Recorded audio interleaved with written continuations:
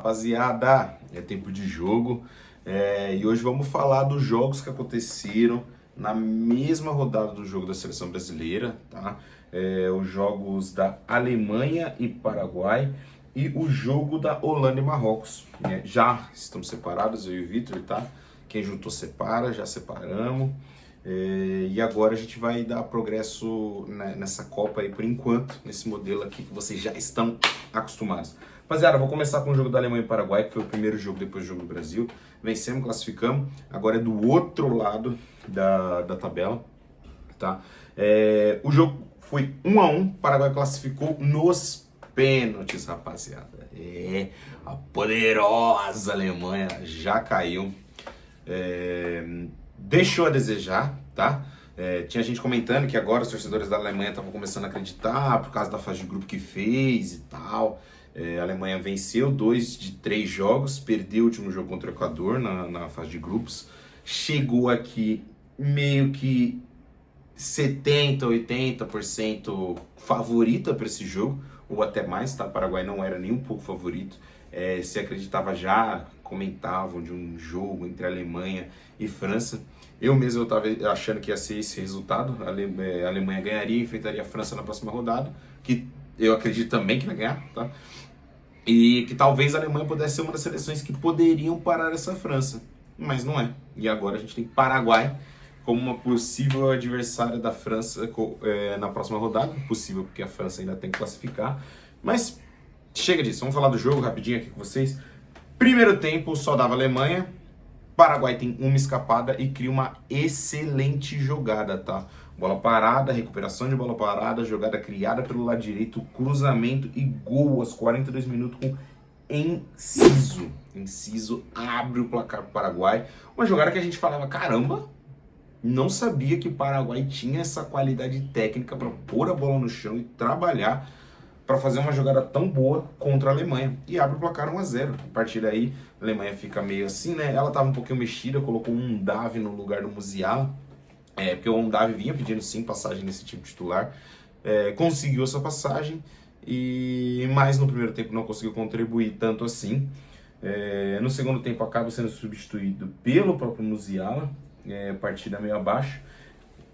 A Alemanha já vem com essas mudanças para o segundo tempo, para tentar empatar e até virar o jogo. Aos 45 minutos, mexe, sai o Njencha e vai entrar o Goretzka. Mas só que o Goretzka acaba não tendo uma atuação tão importante assim nessa virada. Um cruzamento da Alemanha aos 54 minutos, cruzamento de Florian Wirtz para dentro da área, e Kai Havertz faz um cabeceio espetacular e empata o jogo para a Alemanha, tá? A partir daí foi um grande domínio da seleção alemã. Tentou. Kai Havertz tem até uma chance que, pelo amor de Deus, não pode perder, rapaziada, tá? Cruzamento na área, o Kai Havertz tem tempo de se posicionar, se projetar para fazer o gol e não consegue converter. O goleiro defende, uma defesaça do goleiro, por conta de todo o tempo que teve Kai Havertz, uma defesaça do goleiro. E o jogo acaba sendo levado para prorrogação. A gente ainda tem um gol da Alemanha na prorrogação, um gol que foi impedido, não, perdão, foi uma falta em cima do goleiro. Um dos atacantes da Alemanha atrapalha o goleiro de subir, e com isso o juiz volta no lance e marca a falta, tá? O jogador que faz a falta não é quem faz o gol é o Jonathan Tah, o zagueiro. E o zagueiro não comete nenhuma infração, né? Mas como a falta foi cometida no goleiro, fez certo o árbitro em anular o gol. Tá? Se tem falta, tem que anular mesmo. O jogo vai para a prorrogação, termina a prorrogação, já não tem mais nenhuma surpresa nessa prorrogação, apesar da tentativa da Alemanha. O jogo vai para os pênaltis. Se começa com a seleção alemã a bater, Kai Havertz, que fez o gol de empate, perde o primeiro pênalti. Depois o Maurício da Holanda faz, Kimmich faz o gol da Alemanha, Gustavo Gomes faz o gol de Paraguai, Musiala faz o gol da Alemanha, Galarza faz o gol de Paraguai, Woltenmeid perde para a Alemanha, E aí o Paraguai só precisava de mais um pênalti para poder se classificar. Mas o Sanabria chuta para fora, um chute ridículo, ridículo. Imagina um jogador que pode classificar Paraguai contra a Alemanha, chuta uma bola para fora de uma maneira tão tenebrosa assim. Tá com medo de bater, bate no meio, tranquilo, entendeu? Perdeu o pênalti. A Alemanha volta a ficar viva com o Amiri. E aí mais um jogador paraguai para tentar a sorte, para poder fechar o resultado. Balbuena perde o pênalti, defesa do Manuel Neuer. E aí a gente tem começar a cobrança das alternadas. Vem Jonathan Tah e isola. A Alemanha perde a primeira alternada e o Canalé por Paraguai faz o gol, classifica o Paraguai, histórico, tá? A Alemanha eliminada nessa nova fase, vergonhoso para a seleção alemã, tá? Não é uma grande seleção nessa Copa do Mundo, mas vergonhoso para a seleção alemã. Dá adeus à Copa do Mundo, avança Paraguai. E curiosamente, duas pessoas que fizeram gol no tempo normal foram os que perderam para a Alemanha e mais um ali, né? Então é isso, rapaziada. Vocês ficam agora com o Vitor para falar de Marrocos e Holanda. Olha Marrocos, hein? Quem achava que Marrocos não era tudo isso? Rapaziada, até a próxima. Fala, rapaziada. Valeu, Harrison. Bora falar de mais um jogo aí, esse último desse dia histórico para a Copa do Mundo. Nós tivemos aí Marrocos e Holanda empatando 1-1 e Marrocos se classificando nos pênaltis. Tinha até palpitado aqui que seria Holanda nos pênaltis. Acabei errando aí o vencedor, mas acertei que iria para os pênaltis porque realmente foi um jogão e já era de se esperar pelo equilíbrio das duas equipes, né? Vamos começar falando aí da seleção holandesa, que para mim decepcionou. Não é vexame ser eliminado por Marrocos. Marrocos hoje já é uma seleção que dá pra gente colocar nas grandes prateleiras, porque é a campeã africana, no papel, no campo não foi, mas é uma seleção no papel, a campeã da África. Vem muito forte já com grandes jogadores jovens. Foi a semifinal na última Copa, então ela já é uma seleção já que dá pra gente colocar sempre numa lista de médios a grandes favoritos ainda não, mas que sempre vai dar trabalho nos seus jogos. A seleção holandesa, ela optou nesse jogo por começar com mais um zagueiro ao invés de um meio campo. Ela faz essa alteração, ela começa o jogo com Ake dentro da zaga, faz 3 zagueiros ali com 4 na frente, 4 zagueiros, né, porque o Van de Ven, ele joga na lateral esquerda, mas ele também é zagueiro. E opta por uma formação mais defensiva contra Marrocos e dá a bola para Marrocos jogar. E é isso que o Marrocos faz, né? No primeiro tempo, ele empilha muitas chances, sempre ali com o Hakimi espetando dentro da área, perdeu umas 2, 3 chances, teve finalizações fora da área. O Verbruggen, que foi um dos melhores jogadores, acho que foi o melhor jogador da Holanda nessa Copa do Mundo, fazendo grandes defesas, mantendo o 0 no placar. Foi um primeiro tempo muito dominante da seleção marroquina. A Holanda, ela estava totalmente encostada e ela não mudava, né? O Coman, ele decidiu começar com esse zagueiro e decidiu que não ia ter a bola, não mudou o esquema tático durante o jogo, não mudou peças e sofreu um abafo muito grande no primeiro tempo, não conseguiu jogar. E a seleção marroquina com o seu domínio natural, né? Hakimi ali, o Saibari jogando muito, cara. Que Copa do Mundo que fez o Saibari. Brahim Dias muito abaixo, né? Novamente um jogo decisivo aí que o Brahim Dias deixa a desejar. E o jogo acabou sendo isso, né? O Marrocos muito em cima, incisivo ali, não conseguiu fazer o gol no primeiro tempo e ficava muito aquela sensação de quem não faz toma. No segundo tempo acontece justamente isso. A Holanda tem um contra-ataque e ela consegue aí fazer o gol com o Cody Gakpo, gol muito emocionante aí. O Gakpo nessa semana ele acabou perdendo a filha dele dentro da barriga da esposa. Foi dado várias entrevistas perguntando se ele ia conseguir continuar jogando na Copa do Mundo. O treinador falou que ia, fez uma entrevista com ele.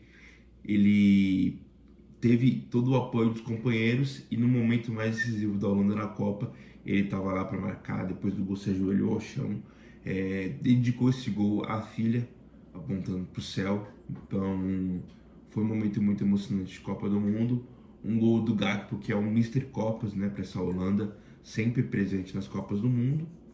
E aí a gente achava que poderia ser o gol da vitória, porque depois do gol Marrocos não conseguiu atacar, estava muito nervoso, errando muito os últimos passes, começou a trocar os jogadores e colocar principalmente a galera mais jovem para dar um gás até nesses espaços que a Holanda poderia dar, mesmo a Holanda jogando fechadinha com um monte de zagueiro, um monte de volante.